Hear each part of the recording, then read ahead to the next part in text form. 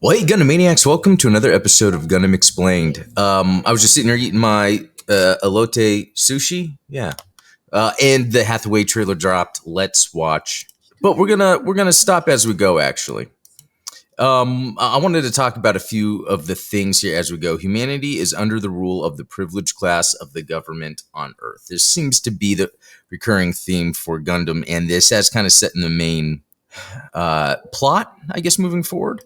The animation looks very much like the previous one. I don't think we're expected to see any sort of upgrade here, but these shots look cool for sure. Oh, yeah, look at all that. There are hundreds of dead bodies lying around. One resists it and another confronts him. They are linked by a girl. It's the same plot as the first. I encountered a dangerous girl. Her existence will change the outcome of the battle.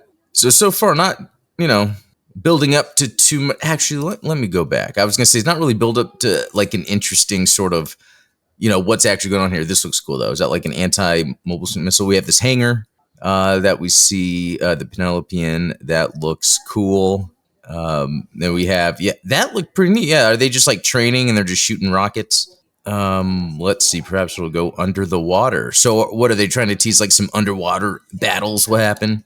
Oh, that looks great. The Kasai shooting its missiles. Let's go back to that real quick. It's almost like Hathaway's like modern anime because there's enough CG in it where it's almost like CG completely. It's pretty interesting how they do that.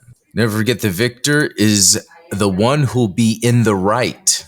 Look, we're seeing some messers here. It's very dark, which was like the first one. Some scenes with the mobile suits were very dark. Are those Gustav Karls, or is it just another messer? I don't know what I'm talking about.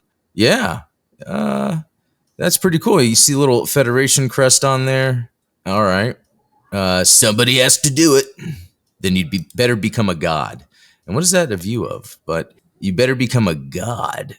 And then you see a little purple happening at the end. What does all of that mean? So, look, I am not coming to theaters across the U.S. Fantastic. Look, and it seems like it's not going to have an English voice cast like the previous one did. So interesting how these things change all the time. But the one main thing I think is interesting is if you haven't like read the book or know the previous story, which is available on the internet. I haven't bothered looking that up. I kind of don't care for now. There's so much in animation that I've been catching up with and manga that I don't really, know or care to look up what happens in the Hathaway story. So for people that aren't familiar with it, like myself, what I'm seeing is nothing more that's new, but exciting enough to see some badass mobile suit battles. So I'm wondering, for those that have watched this trailer, is there anything interesting you take from it, or from what's going on with the new Hathaway story coming up? I'm not seeing anything interesting. Maybe some underwater battles. Maybe there's more meaning to that. We'll see. But anyway, there you go. A little reaction and kind of break it down some components of the Hathaway 2 movie. Can't wait to see it. Yeah, see you guys later. Peace out.